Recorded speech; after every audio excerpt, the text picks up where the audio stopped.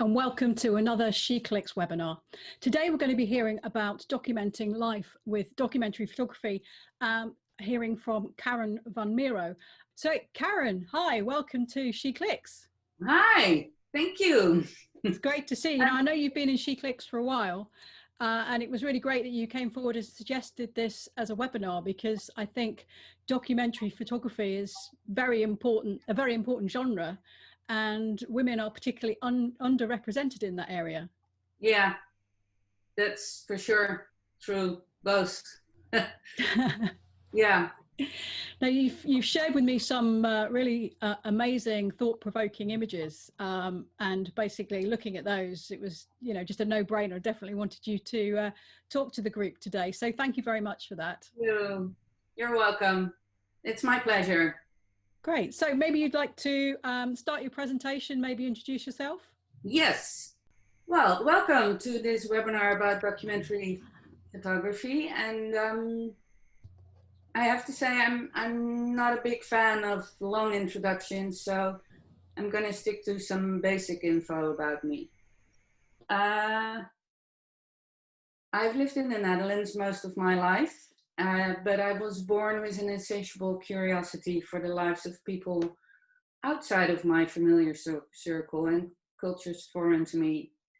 This led to a love for travel and ultimately to moving to Lisbon, where I've lived for the past few years. I'm mom to a wonderful 29-year-old daughter who has been photographed with a passion all her life. I have a bachelor degree in photography and was educated in the analog days of photography, which means I've been a photographer for over 30 years by now. And although I've done a lot of different things in photography, I think I'm at my best when I'm making documentaries. So that's it for the introduction. Let's take a look at some photos. I want to start by sharing a day in the live session I did in the Netherlands. It's a day in the life of a blended family, a mom, her two kids, and her second husband, the kid's stepdad. This is important to know because it influences the story. By the time I did the day in the life with this family, I had already photographed the birth of her second child and their wedding. So I'd known this family for a few years, and I understood the history and the dynamics between the four of them. Even though the stepdad is involved in his new family, it's the mom who is relentless in being there for her kids. In the documentary, this resulted in the stepdad being more of a supporting character, and the mom, the kids, and their connection became the leading storyline. Now, of course, I could have gone out of my way to change the role the stepdad played. Instead, I decided to honor the different roles they play in their newly blended family. Not all blended families are aware of their dynamics, but this one was. And they loved the documentary I made of the day we spent together. Making visible what is with respect to all people involved is the goal I always strive for in documentary photography. The second project I want to go into a little deeper is a personal project. I think our desire for documentary photography often starts from a personal place. In the summer of 2011, I began photographing my sister's life. When my sister was born, I was 3 years old, and it didn't take long for me to discover that she was different from most of us. She had difficulty learning the most basic things like walking, but eventually she did. Other things she never learned, like talking. And while her body grew into adulthood, her emotional and mental development never exceeded that of a baby. And so from an early age, we had a strong emotional bond that didn't need words. When my sister was 7, she left home and went to live in a care facility, because the 24/7 care she needed by that time was something my parents could no longer provide. She's been living in an institution for the rest of her life, far away and out of reach for the rest of the world. My main motivation for documenting her life was to make her life visible. Now, that was honestly not something she wanted because she couldn't care less. I wanted to make her life visible. So for a period, I went to her home and spent a few hours being with her and photographing her. Sadly, only a few months in, she passed away unexpectedly due to physical health problems she had had for a long time. Like her life, this personal project feels unfinished, but I'm so very glad I did it. I'm forever grateful for the photos, but honestly more so for the time I spent with my sister during what turned out to be the last months of her life. The third project I want to share with you is a documentary I made in Uganda for a small charity organization. I spent a few weeks in a slum area on the outskirts of Kampala called Acholi Quarter. With the help of the organization, I was able to get through to parts of the community otherwise closed. This allowed me to go beyond first impressions and make connections. Acholi Quarter is named after Acholi land, the area in North Uganda most of the people living there come from. The land was given to them by their king when they had to flee their homeland. Between 1988 and 2006, the people from North Uganda were terrorized by Joseph Kony and his Lord's Resistance Army. Joseph Kony's army consisted mostly of child soldiers. Many of the men and women now living in the Acholi Quarter have been his victim in some form or other. To be honest, I had no idea what to expect going in for the first time. I cannot deny first impressions were gloomy and disheartening. But it didn't take long to see past that, to connect to the people living there and to feel welcome. When you're photographing in a slum area in Africa, it's very easy to fall into the trap of stereotypes of poverty and hunger. I wanted to move past that by searching for common ground. Our circumstances may be very different, but our humanity is not. So I set out to tell their story as I do with every story, as it is. A tale of joy, resilience, and love, and a story of hardship, pain, and struggles. The only way I know how to create a balanced story is to put in the time and genuinely care about the humans I photograph, so I can make their lives, their feelings, and their emotions visible and tell a loving and respectful story. There are a lot of different approaches in documentary photography, and they're all equally valid. So that's why I wanted to start with sharing these stories and photos, because they set the parameters of my approach to documentary photography and how I put it into practice. And this starts with the reason why I photograph. For me, it's making people feel seen and loved. And of course, that comes from a deep emotional level because I missed that when I grew up. It's a universal desire for humans to feel seen, loved, and accepted for who they are in all their beauty and chaos. My intention is always to do just that, to photograph from a place of love and acceptance. That includes the difficult moments or the awkwardness. That's all part of being human and needs to be seen and loved just as much. Getting an answer to the question why you photograph might very well be the most profound thing you can do for yourself and your photography. So let me ask you, do you know why you're photographing? Like the deep reason, not just the one photo or a string of photos? The core reason that binds it all together.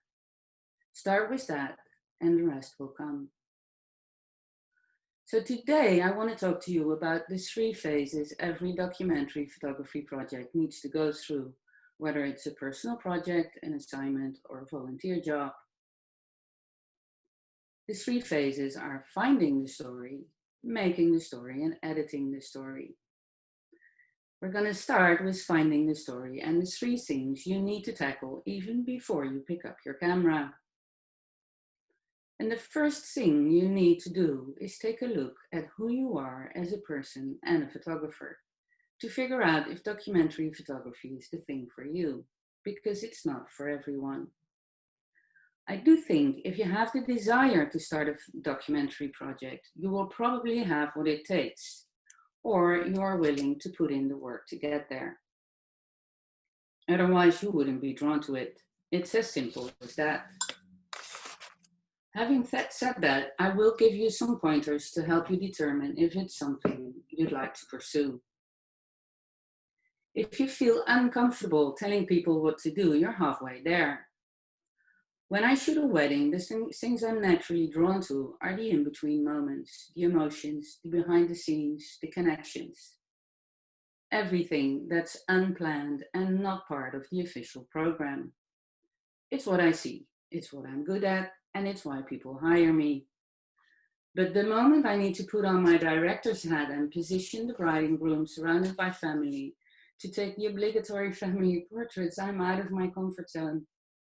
I don't feel comfortable doing that. It's not that I can do it, I can, but I don't like it. Another thing to consider is the ability to go with the flow, to be able to let the story unfold without you interfering. To not ask your subject, can you please do that again? Or can you please move to the window because the light is better over there? Or even remove an object that's blocking your view. If it comes natural to you to go with the flow, to not interfere and let the story unfold in front of your lens, you have a great place to start. Because you cannot dictate the story. Of course, you can go in with an area of focus or specific aspects you want to explore. But you need to let go of preconceptions of what you're going to encounter. You can prepare and research all you want, but having an open mind will help you just as much, if not more. Another question you should ask yourself is, how comfortable do you feel being in the intimacy of others? You're invited into their homes and lives. They allow you to witness their joy, their love, their happiness, but also their struggles, their vulnerabilities, and their tears. How does it make you feel to be around for all of it? It's easy to photograph the joy, but can you keep shooting when someone is struggling, crying, in pain? Can you keep shooting and keep the connection going instead of disconnecting by hiding behind your camera? Are you aware at all times that you're photographing humans and not subjects? I still remember my first burst vividly. It was the most intimate event I'd ever photographed. Most of the time it was just me and the parents in the hospital room. It's just not possible to be an outsider in a situation like that. You need to be comfortable enough to get involved. Now, birth is an extreme example, but also in daily life, there are situations that might feel uncomfortable for you to be around. Kids have tantrums, parents feel stressed, and pies come out of the oven scorched. Shit happens. If you're shying away from the awkward and chaotic moments because you feel uncomfortable, you're gonna miss moments that are actually vital for you to tell a balanced story. The second thing you need to tackle is to find a story that matters to you.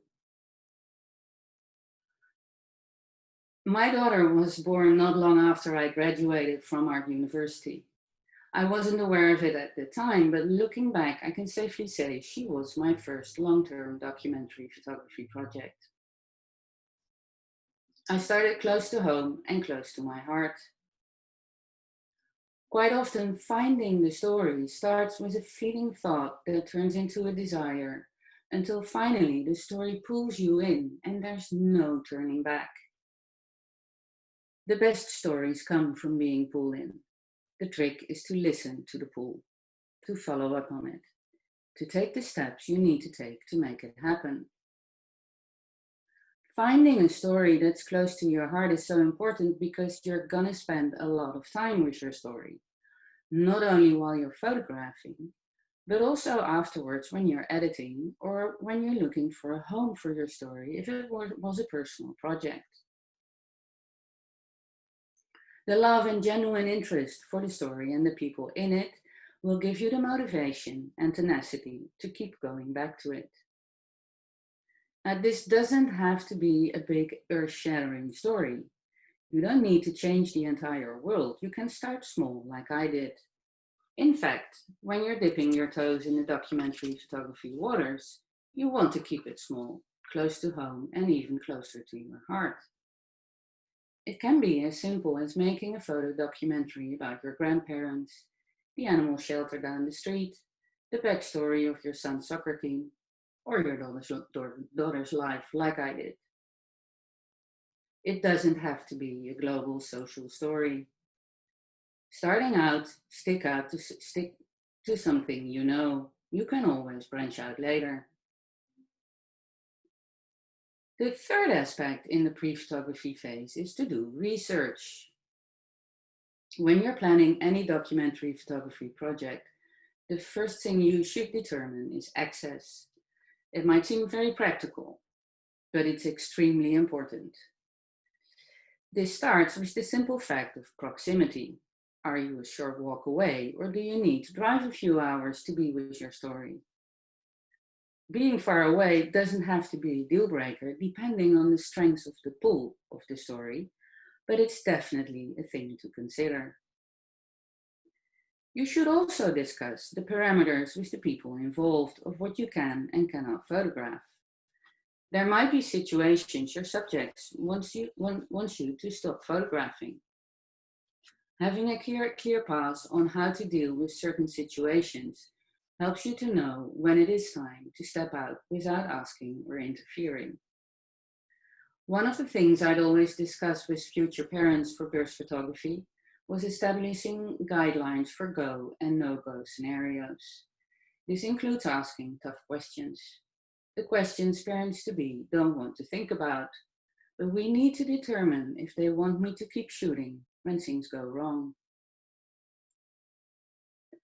You also need to determine if you're going to have permission from all the characters in your story to publish or share the photos you do want to.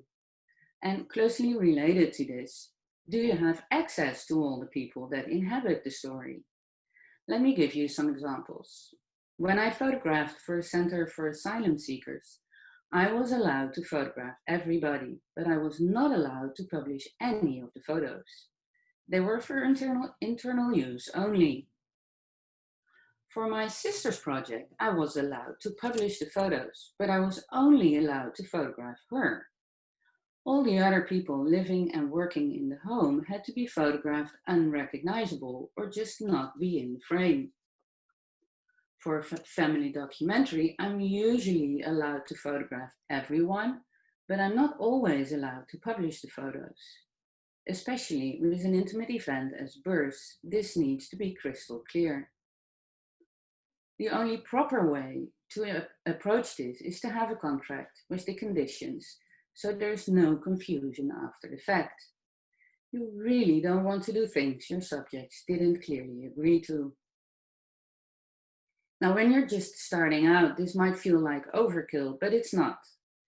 You might think today you'll never want to publish or share the photos, but things change. Maybe a year from now you do.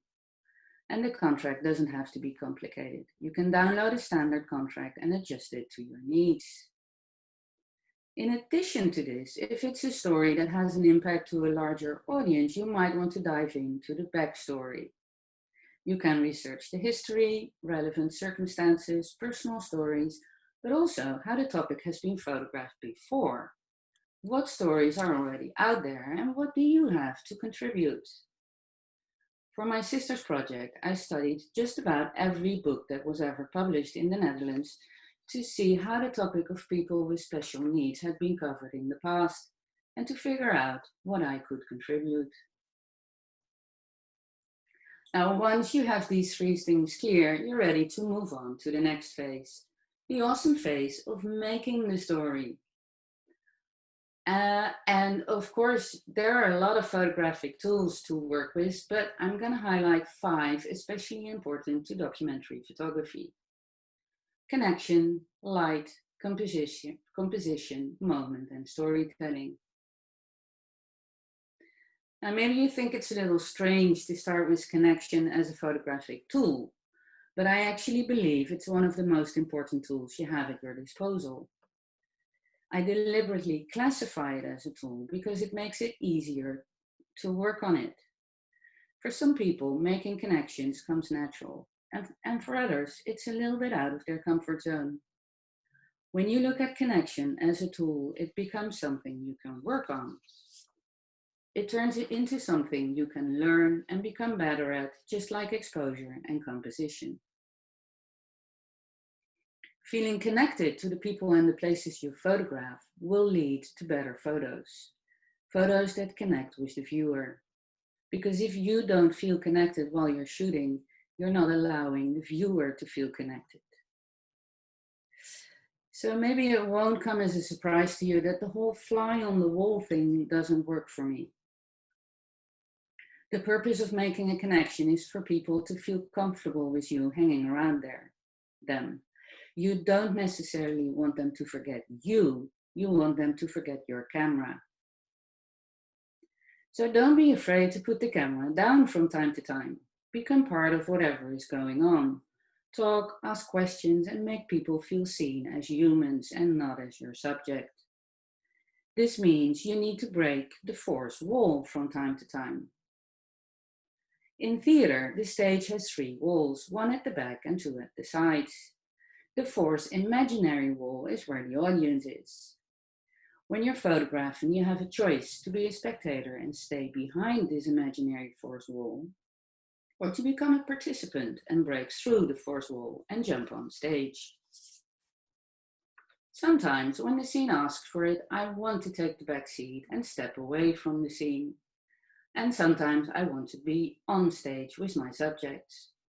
I want to be where they are and immerse myself in their life. You can't do that as a spectator. You can only do that when you are a participant. This can be scary. Really, I know how scary that can be. It took me years to jump on stage, and I still need to push myself to cross that threshold. But once I'm there, it's the place where I most want to be. One of the things that helps me to get to a point where I feel comfortable breaking the fourth wall is constantly reminding myself that I have permission to be right next to them. The second tool I want to talk about is light. Now, most photographers will tell you to always start with the light, and for good reason. But in documentary photography, that's just not always possible because you're at the mercy of what is. You need to become a master of making the most of the light that's available to you. Because if the light is bad, and let me assure you, sometimes it will be worse than bad, what are you going to do? Stop shooting? No, of course not. The worst light conditions I've encountered is during births. In hospitals, the light is just plain ugly. It comes from all different directions. It's harsh and quite often has different color temperatures. At home, it's usually very dark with the curtains closed and a small light source in the corner. Just enough for the camera to focus. That's my minimal requirement. So I need to know how to work around that, how to not make it ruin the shot. Because the thing is, of course, that you cannot ask your subject to move to a place where the light is better, or ask them to turn certain light sources on or off. You can only observe the light and position yourself in an angle that diminishes the distraction of unfavorable light. Pay attention to how the light falls on your subject and look out for the shadows it's creating. Because it's usually not the light itself that creates the problem, but the shadows that accompany the light. And sometimes the only thing you can do to compensate for unfavorable light is with a deep felt emotion, a strong moment, an interesting story, or an awesome composition. So let's move on to composition. In documentary photography, it's extremely important to be a fluid and dynamic photographer. You cannot direct the scene itself, but you can direct the frame with your point of view. I cannot stress enough how important this is. It's your point of view that includes the necessary visual elements and excludes the distracting ones. Your point of view creates relations between subject and background. It determines how the layers of foreground, middle ground, and background interact with each other. Point of view shapes the hierarchy of the visual elements, telling the viewer where to look first. And in addition to that, it is your point of view that helps you to emphasize the good light and diminish the effects of the difficult light. Actively adjusting, adapting, and changing your point of view is the most important composition tool you have at your disposal. Learn to work the scene. Let your camera become an extension of your body, because working the scene is a physical thing. It's your body that drives the camera to create the composition. Work on moving past your own awkwardness and inhibition. Get to a point where you feel free to put yourself in odd positions if that's necessary to get the shot. Just get on top of things, get down on your knees, get really close to people or distance yourself. Do whatever the frame demands. The goal is for you to forget you are there. To get to that point, you need to deal with your self-consciousness, learn to mute your inner critic, and just do whatever enters your mind, as long as it's respectful and will not harm you or others. I know this is easier said than done. If this is something you struggle with, I'd suggest you start at home where you feel comfortable, so you can grow your confidence.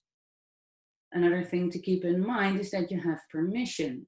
Your subjects will expect you to do whatever it takes to get the shot.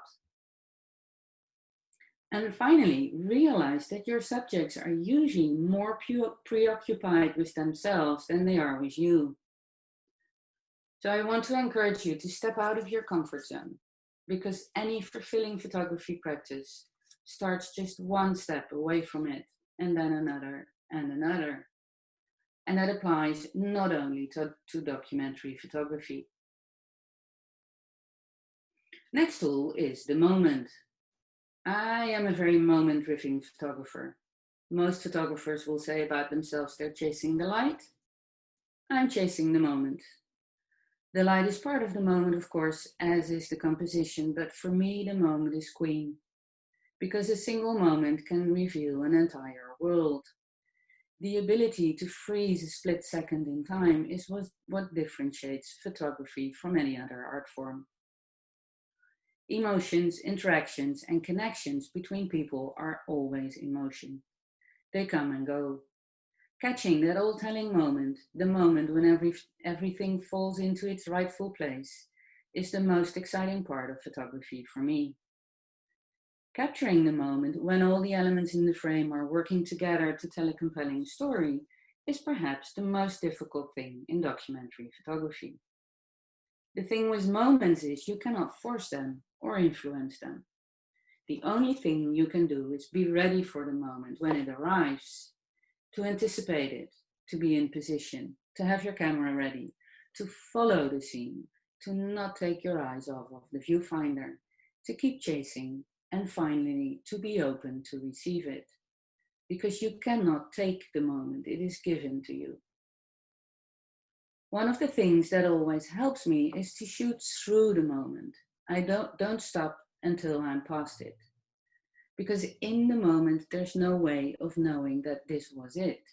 Maybe there's going to be a better moment ahead of me. I don't know.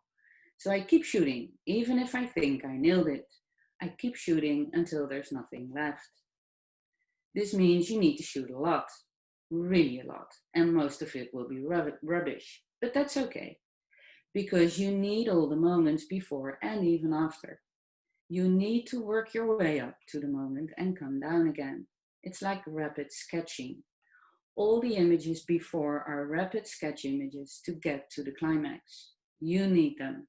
It's very rare that it takes just one shot. Shooting through the moment and working the scene are like an old married couple. They need each other. When you learn to apply them together, your documentary photography will become better and better. These two practices are at the heart of what makes a documentary photo work. When you're in this chasing the moment zone, it's super important to not look at your LCD screen. I know it might be difficult to do that because that screen is like your safety blanket. It gives you feedback on how you're doing. It's why it's so super important to know your camera really well. To know without looking at it how to adjust the shutter speed or the aperture, or how to set the exposure compensation. Building up your muscle memory is going to help you a lot with nailing the moments you're after. Now, I think the word you've heard me say the most so far is story, because ultimately every documentary tells a story through a string of images. And like most stories, it needs a beginning, a middle, and an end. Not all visual stories need to have this fixed structure, but for instance, a day in the live session or burst documentaries always have a storyline that takes the viewer by the hand.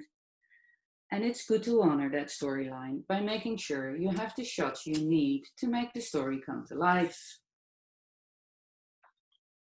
Now, this doesn't mean you should tell it like you did when you were a little kid. Remember, you were like, and then we did this, and then we went there, and then she said this, and then, and no. You can skip parts and expand on others. You can emphasize things and downplay other aspects, but it needs to have a beginning, a middle, and an end. In the case of burst photography, it usually starts with the beginning phase of labor, and it ends with a blooming baby in the arms of an exhausted but glowing mother. It's the middle part where the story is at its most interesting. It's usually the middle part where a story differentiates itself from all the other stories. And the images you see are from a documentary I made during the birth of little baby Daniel. Just to give you an idea, I'm with the couple from the early stages of labor, and I stay until a few hours after the baby is born. That can take up anything from 6 to 16 hours, and sometimes even longer. The birth of Daniel took a little longer. His mom, her husband, and her doula did everything they could to have a natural birth, but that didn't happen. He was born after an emergency C-section. This was the only C-section I ever photographed. Most of the time, photographers are not allowed in the operating theater. I was so very fortunate this hospital allowed me to go inside with the mom and her doula.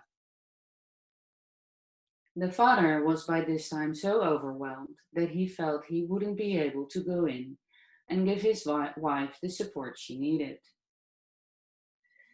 The fact that I was with them, documenting the entire story of what was happening to them, helped them to come to terms with it afterwards, to fill in the blanks, to retrace steps, create a timeline, and to surface memories they had completely forgotten.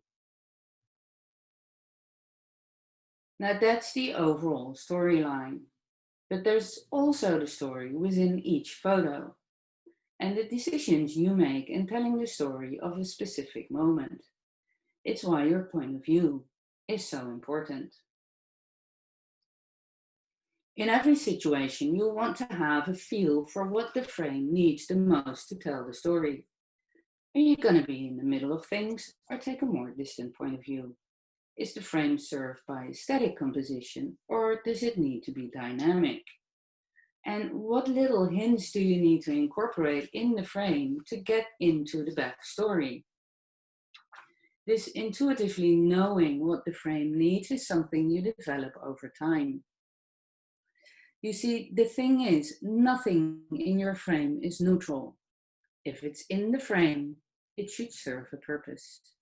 If it's in the frame, it will have something to say. Now, that doesn't mean all the elements have an equal role. There's a hierarchy of importance: the main character and the backstory. I like to think of the backstory as pointers that are part of the story, but are not in the forefront.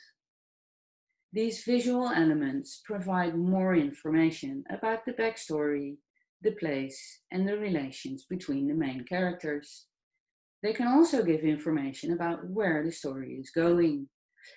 They don't need to be explicitly present, but they give the attentive viewer little hints.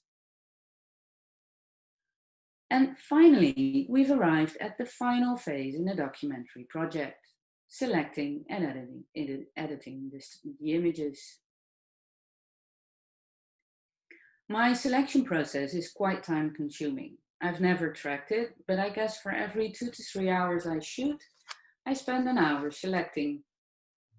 Your job is not only to select the best photos, but to infuse your selection process with ethics and respect.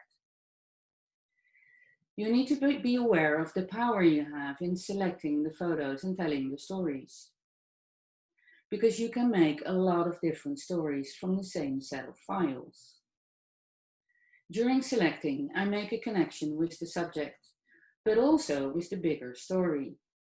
Because a photo should always accomplish two things apart from being a compelling image, of course. It needs to serve the overarching story, and it needs to be respectful to the people inhabiting the image.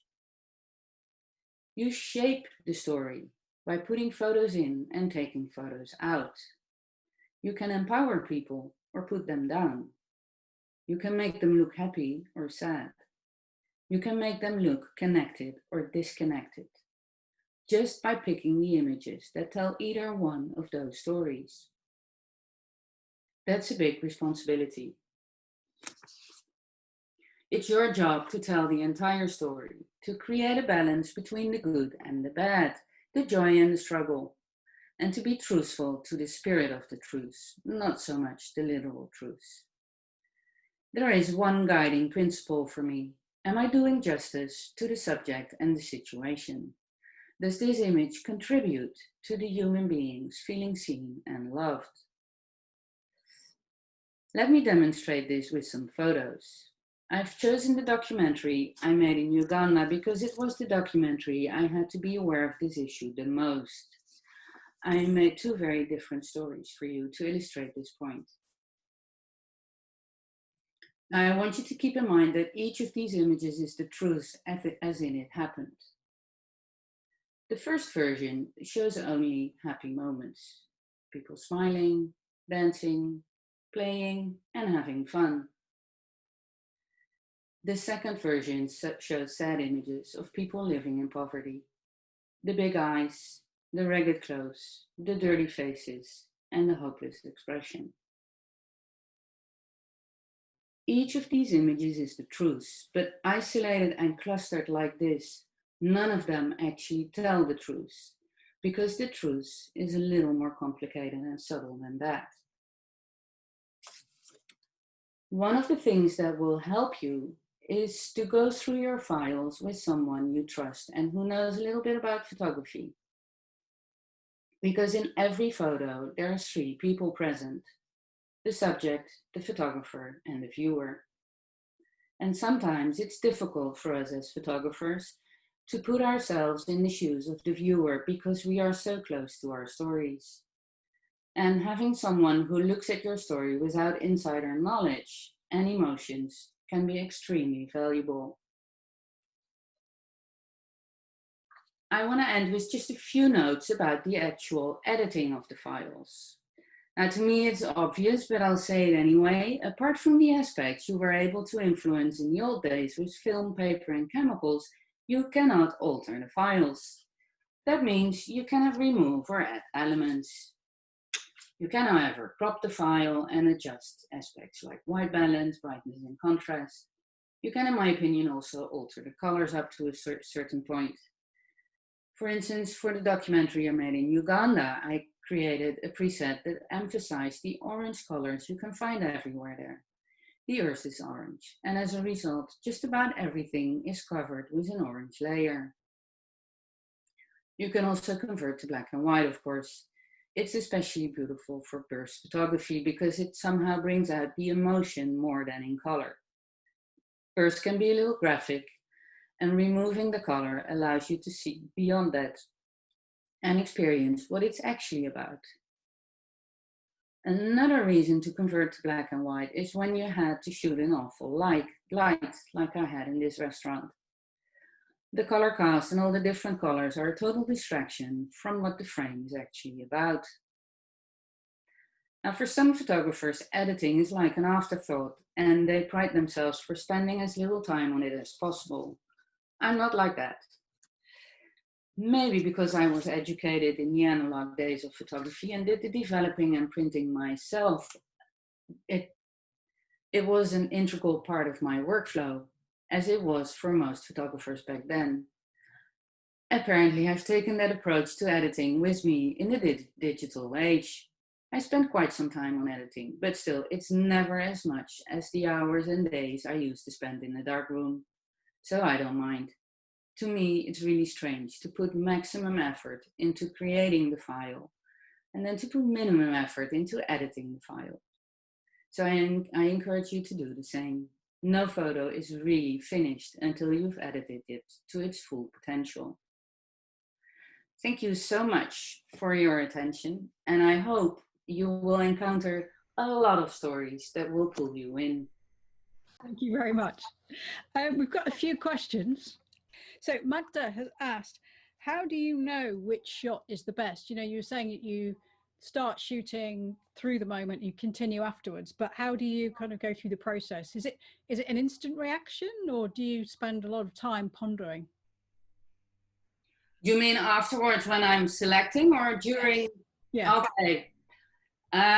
Yeah, that is a process of first sort of putting aside the ones I know for sure are not gonna be in the selection, and then usually over a period of a few days, I just keep coming back to the files and I go through them. I compare them in Lightroom next to each other, and then finally you end up with the best one. So that is one way, but it also depends. Sometimes you just see instantly the one that will be the one, because the difference between the other files is really big. But sometimes the differences are a little more subtle, and then you just keep going back. Yeah. Yeah. And I guess sometimes the differences are so subtle. Yeah. I'm the only one that sees them. You just pick one. Okay, thank you for that. Phobo said, I think quite a few of your images has got, or a lot of your images have got very shallow depth of field. And she was wondering if you have a specific aperture, which is your preferred aperture, your kind of go-to setting. Well, I have a tendency to go from one extreme to the other. So either it's a really, it's like 11 or something like that. And the other extreme, yeah, around 2.2, depends also a little bit on the light, the amount of light. I try not to go, so I have two lenses that go, and so I think one is 1.2 even, and one is 1.4. So I try to go like one or two stops above that, not all the way open. Yeah, just to get that little bit of, yeah, because you need a little bit of sharpness, and 1.4 or 6 or whatever. That's just a little too small. So when you're shooting, do you tend to have, you have just two lenses with you? Do you tend to use a do you have two cameras, or do you swap lenses? Well, the last couple of years, I've had two cameras. So, for instance, Uganda, I shot with two cameras. Before, I had just one, and I swapped lenses. Yeah. Mm-hmm. It's a joy to photograph with two cameras, by the way. Yes. Yeah. It's a popular approach for weddings, isn't it? Particularly for, when you're doing events and things are developing. But I would have thought somewhere, like you said, Uganda, where you've got lots of orange dust everywhere. Yeah. Dry probably is less, you're less enthusiastic to change lenses there, I guess, as well. Oh, yeah, for sure. I didn't need to do that. So I had one with the 50 millimeter and the other was, well, that's a crop sensor. So that was 23. Right. One is a Canon and the other one is a Fuji. So Okay. Okay. different in weight also. Yes. Quite Makes a big difference. Okay. Yeah. So Amber has asked, have you ever given up on a story idea because it just didn't come through in the images? Ooh, that's an interesting one. No, not really. Well, you know, the story of my sister is unfinished because I felt that I had actually just started in making it visually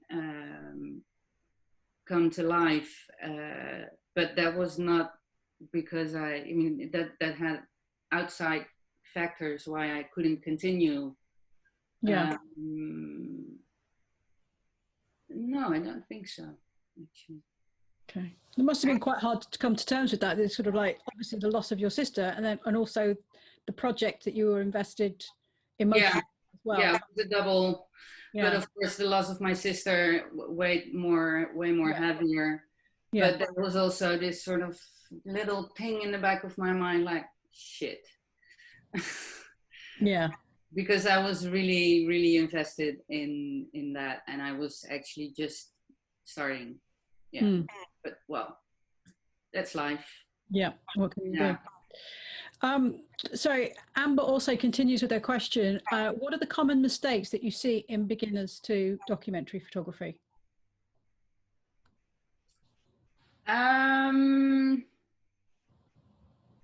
Being static, as in shooting from the same point of view, using your zoom also, I think is not the best way, because it's really important to sort of go with what is going on, and to approach and to go step back. And if you just stand there outside zooming in and zooming out, it's a completely different experience for yourself as the photographer, but also for the photos.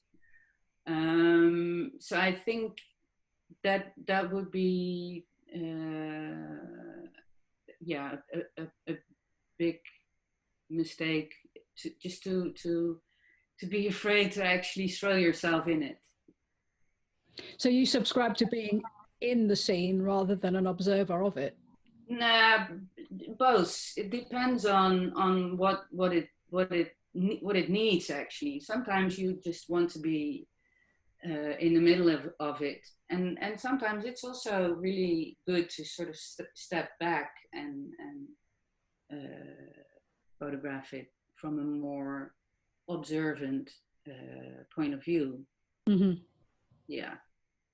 So it depends on the situation and what it needs to create a compelling photo. Yeah. What about with beginners? Do you think that they are good at recognizing the moment, or have they got a habit in reacting and missing the moment? Well, when you're really starting, when you're a beginning photographer, you will probably catch moments, but then it will be sort of a lucky thing, because you really need to know your camera really well. You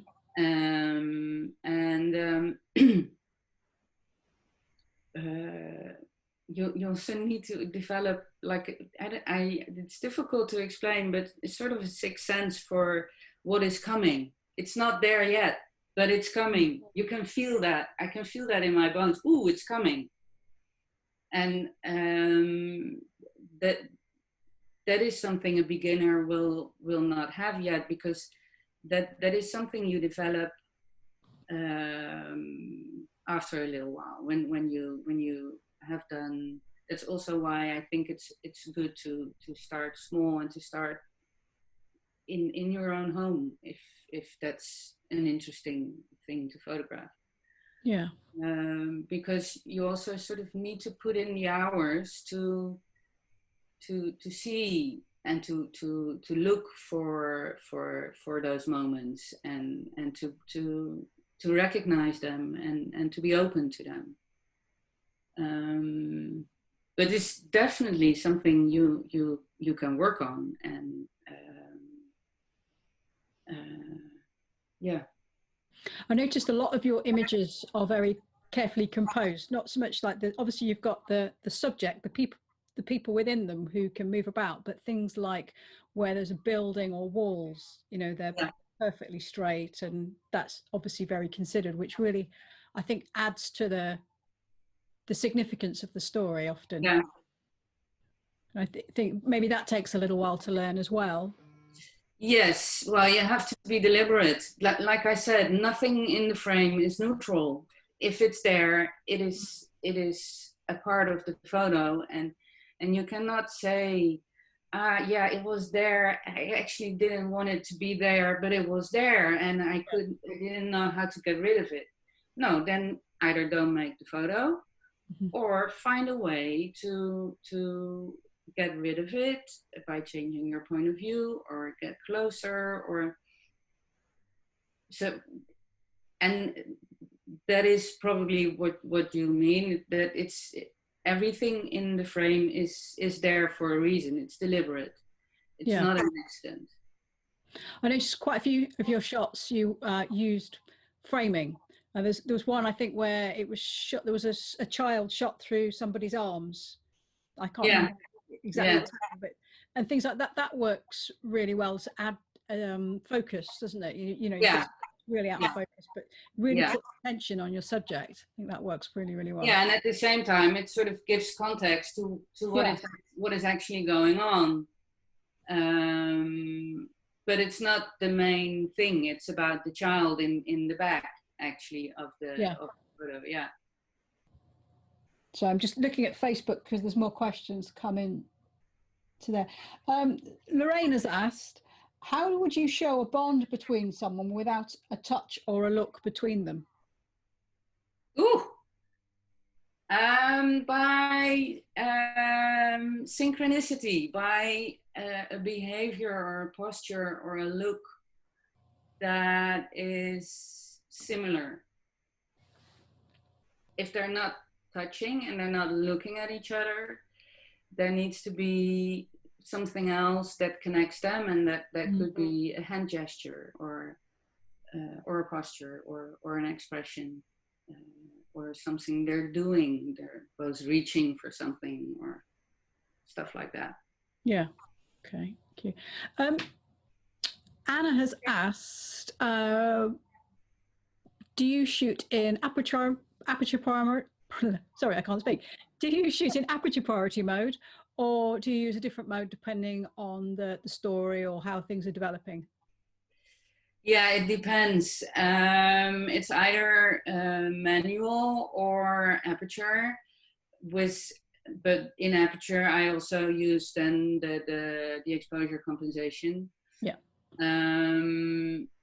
It depends a little bit. If I'm photographing an entire day and I go in and out of places, I'm outside or I'm inside, and I might decide to go for Aperture Priority. But for instance, in a hospital, usually it's manual mode. And well, yeah, a lot manual or Aperture, one of the two, usually. Yeah. Okay. Thank you. Now you have covered this, but just I think it's probably worth reiterating. Janet has asked, what lens and camera do you use mostly? Now you said you used two.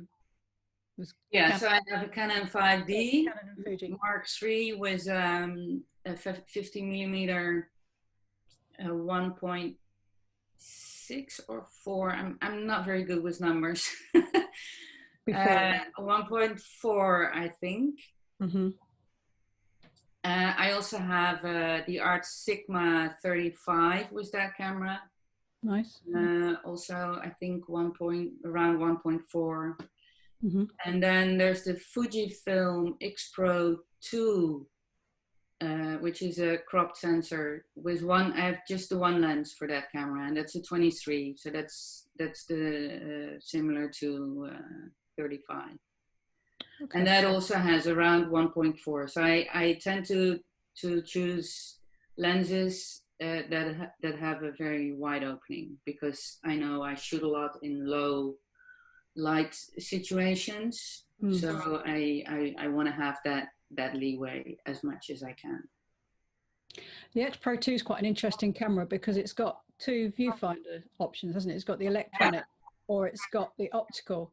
And a lot of people, I hear documentary and documentary wedding style photographers like to use the optical because they can often see things coming into the frame before they're actually going to be in the shot. So they kind of get a warning.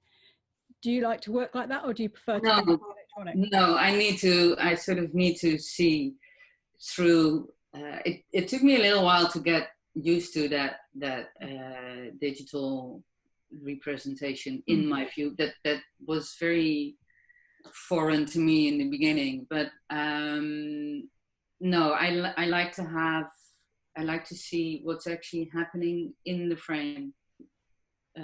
So no, I also never look at the compose a photo on my LCD screen. There needs to be this physical connection between my eye and the camera. Now, we kind of touched on this earlier because we were talking about using two cameras or shooting with two cameras. Now, so I assume we're not talking about you don't have two 5D Mark IIIs and two. No. So you're carrying no, it's the Canon, one camera, one Fuji. No, I wish. It'd be heavy though. Yeah. Kim has asked, what do you do with your photographs? Do you have exhibitions or do you sell them? Well, so there's different uses for them, I would say. So the documentaries I make for families, those are all assignments. So people actually pay me to have fun with them. Right. I used to organize or have exhibitions in the past, but I haven't for quite some time actually. And then there's the more volunteer work. Some of it never sees the light of day because that's not what it's for. Mm-hmm. And for instance, the documentary in Uganda, that is still being used by the organization. I'm also at the moment working on a feature in Photographers Without Borders for that story with text, and so it's more actually trying to publish those kind of stories online and not so much having an exhibition. Okay. Particularly at the moment. No, I mean, who's going to come also? It's yeah. Now, with your photographs of families and births and things like that, are you actually approached by the family? Do they commission you, or do you approach them? No, they commission me. Okay. I was actually my first birth. I had the whole idea of birth photography. I had not even heard of it, to be honest. But someone sent me an email and asked me, "Do you do that?" And I was like, "Well, yeah, if you want me to." But there was not something I actively pursued. Because it never even occurred to me that someone might want that. But then after that first one, I started to promote it more, and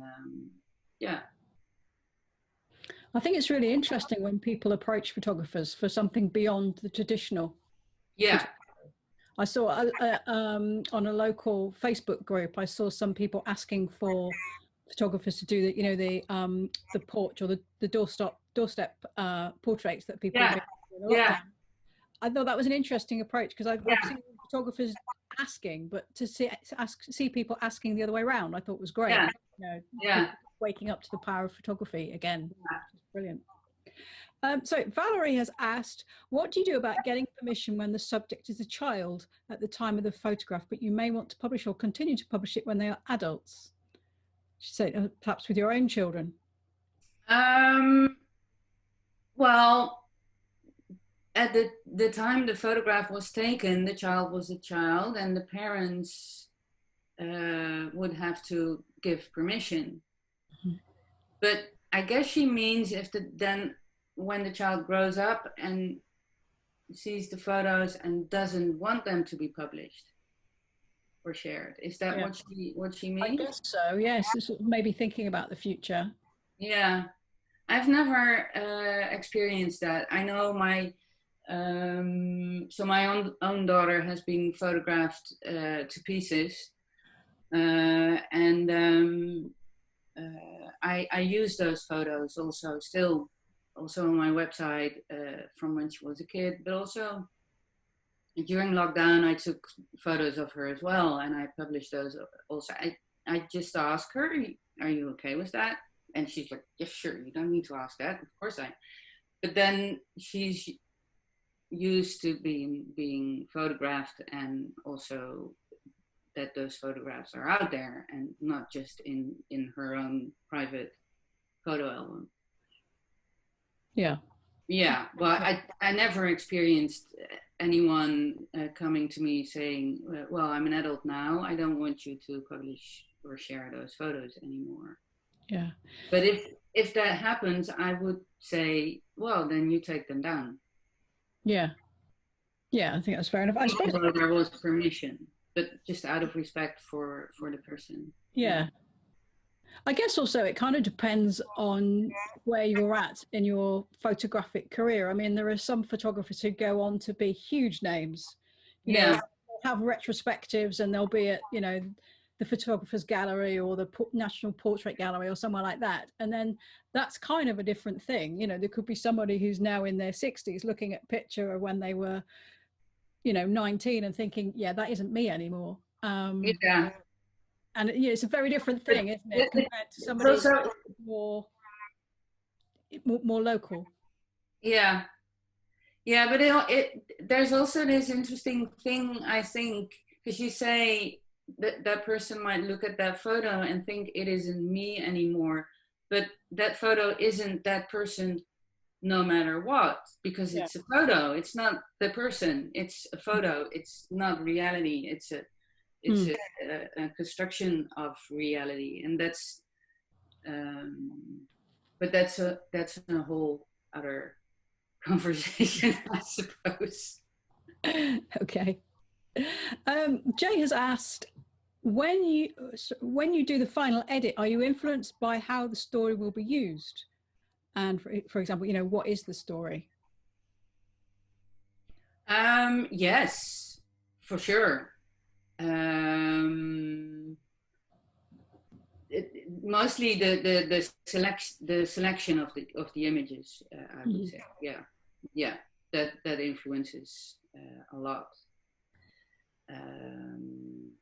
Like where you put the focus in the story. So, for instance, for the organization in Uganda, they raise funds to pay school fees so kids can go to school. So if I put together a publication for them, it would be more geared towards the children and the school. Whereas if I want to share like a more general photo story, it also has the schools and the kids, but also other aspects of life in that area. And also, I mean, for the files you give to clients, it's also always maybe they get like 100, and but what's on my website maybe 10. So then you just pick out the cherries and share those. So no, it's for different places, different stories. Yes, Yeah. definitely. And thinking specifically about the processing, you know, sometimes say if you're wanting to convey something, maybe it's like the positive side of the story, you might choose, you were talking about in Uganda, the use of orange and making kind of like warm images could have a more sort of give a more positive vibe than perhaps it's not just the image selection, but also maybe if you make it black and white, you take all that warmth out and suddenly it all looks a bit more graphic. Is that part of it as well? Yeah, well, no, it's not that no, not really. It's not that I have different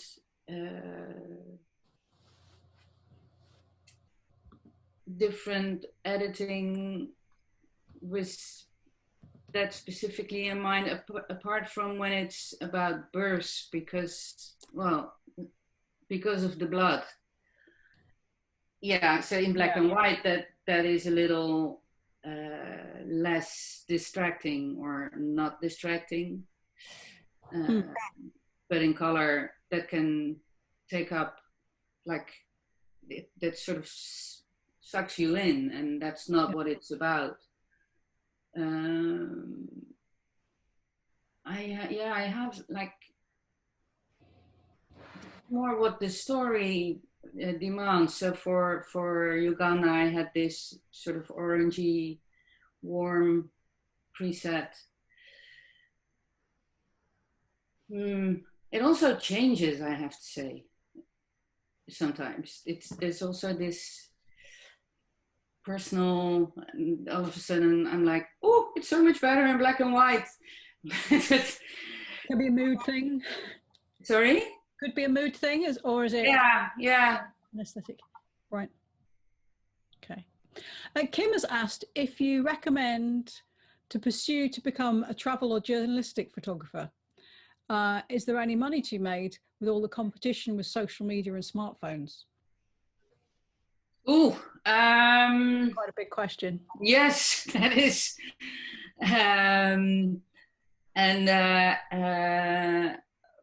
Well, my first thought was, if that is what you really, really, really, really want, try it. Because if you don't, and you really, really want it, and you never tried it, you will have regrets. Mm-hmm. And you will never know if it would have worked out for you. And then on the second thing, everything that's out there with phones and stuff, yes, that I mean, I will not deny that makes it more difficult to sort of surface, I would say. But it's also a really great incentive to go after your own voice and to make photos that are uniquely you. So I would never or advise someone to do this or that. But I do think if it's something you are extremely passionate about, that you should give it a serious thought of actually pursuing it. Yes. I think with phones and snapshots and lots of social media documentary photography, it tends to be they were there at the moment and they grabbed the shot as the thing happened, but it's not a project.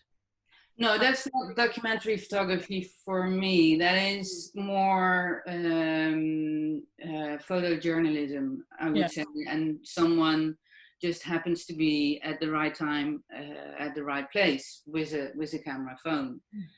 But for me, documentary requires time. And it doesn't have to be the same people all the time. Mm-hmm. But you need to put in, there's this thing that happens over time when you invest and just sort of an accident and you were there and it was a good the place to be at the moment. No, that's not documentary. Right. That's a lucky shot. Yes. Yeah. We see it more and more, but I agree with you. Yeah. Marilyn has asked, when you were talking about the shoot through moment, do you use burst mode? No, usually not. It depends a little bit. If it's like really fast moving kids running down the hill. I think there was one photo in the beginning with a girl and two moms running down the hill. Yes, then I use burst mode. Or yeah. Yeah. But in the no, just I actually make a decision every time I expose. Do you think that, obviously, you know, you're using two different types of camera. You've got a mirrorless camera, you've got a camera with a mirror, an SLR. Do you think one is more suited to different types of, that's a bit of a leading question. What I'm really saying is, do you think that shooting with a silent camera is helpful for documentary photography? Yes, it's also a lot smaller. Yeah. Yeah. I think that helps. Yeah. Okay. Thank you. Gina has asked, when you speak of going with the flow, how much does the story evolve or change as you go through the shoot? Or is the evolution part of the editing and not the shooting? I'm not sure what she means by that. So I think, you know, you were talking about watching the story develop.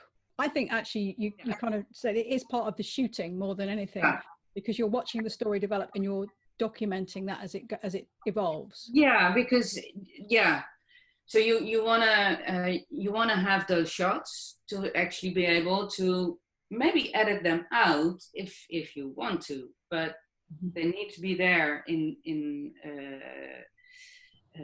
to be able to make the choices you want to be able to make. If you don't shoot it, you don't have the choice. Yeah. So yeah, I tend to just well, sometimes there's not really anything to shoot, but in general, I will find something, so I will just go on and keep shooting. Yeah. Okay. Sarah said, which documentary photographers do you get inspiration from, if any? Well, that is one of the first ones that comes to mind is Eugene Smith. I was already in love with his photography when I studied, and I still am. I think it's it's really beautiful. And on the complete other side of the spectrum, I would say, I also really like Broomberg and Chanarin. They're called. It's a couple. Mm-hmm. But they have a completely different approach. But I appreciate that a lot as well. Yeah, but I tend to really like the old American documentary photographers. Okay. Yeah. I think maybe Valerie was, I don't remember Valerie asking a question before, but maybe it might have been her who was talking about the getting people photographs. She said something about, she was thinking about teenagers who don't always want their photographs being published. Perhaps it might be that they change their mind later on. So I guess that's the flip to the question that we had earlier. Yeah. Okay. So Monica has asked, how do you organize your photographs? What's your system? Do you delete the ones that you don't like at the time, or do you like to keep them all in case you want to revisit in the future? I used to delete, and I stopped doing that. I don't do it anymore. But like in the beginning, actually before Lightroom, when I was working mostly in Photoshop, and with all these layers and on top and whatever, and the files became really big. So I just sort of, to save room, but I'm actually very, I regret doing that, because now I have documentaries that are like 300 photos, and I know I made like 3 or 4 times that amount. That's a big reduction. So I, like 5 or 6 years ago, I would say, I stopped deleting, also because I'm teaching now as well. So actually having everything, also the ones that didn't work, or with the bad composition or the off moments, or it's actually very helpful to have those files, so I can sort of look, that's not how to do it, this is how to do it. Right, yes. And you never know when you might become in that position. You might, when you're starting out, you sort of feel like the person who's just beginning, and you'll never get anywhere, blah, blah, blah. But actually, a few years down the line, you're looking back and think, gosh, I've come a long way. Yeah, it's for nice sure. To be able to reference something.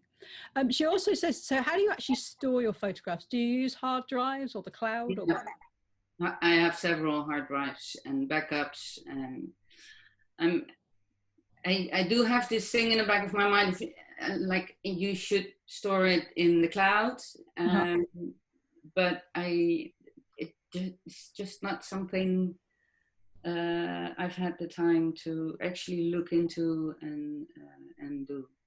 So I have some hard drives here. I have a backup in the Netherlands. So if something happens here, I still have them, the ones there. Yeah. Okay. Lorraine's got a very interesting question. When you've got a project in mind, do you kind of storyboard it in your mind? Do you kind of think, oh, well, these are the sort of scenes I want to get, or these are the sort of situations I want to photograph, or do you just go out and just see what takes you fancy when you're there? Well, it depends a little bit on the project. Like, for instance, the project with my sister, I actually really researched what has been done before, and that also sort of informs you on what you want to do. But no, I don't storyboard. I did have for burst photography, for instance, I had a shot list of things but that was more in my head than that I was sort of crossing off stuff on a list. But because to burst can take a long time. So for instance, it's really nice to incorporate clocks. So every few hours I would make a photo of a clock. So I could give the viewer a sense of time, because maybe you have three photos of someone in the bathroom, but she's been there for 3 hours, and so those are. But no, I sort of go with the flow. I have a general focus in my head of what I want to do, but if something completely different happens, I will just do that. I mean, it's not, that's the whole go with the flow. But yeah, there is a little, I would say, it's a framework within you can do from a lot. You can do a lot of different things. Yeah. Okay. Well, thank you, Karin. That's the end of all the questions, but everyone is saying that they've really enjoyed it, found it very inspiring, very moving as well. So thank you for presenting the webinar. Very welcome. It was a pleasure. I really enjoyed it. Great. Thank you then. Bye-bye.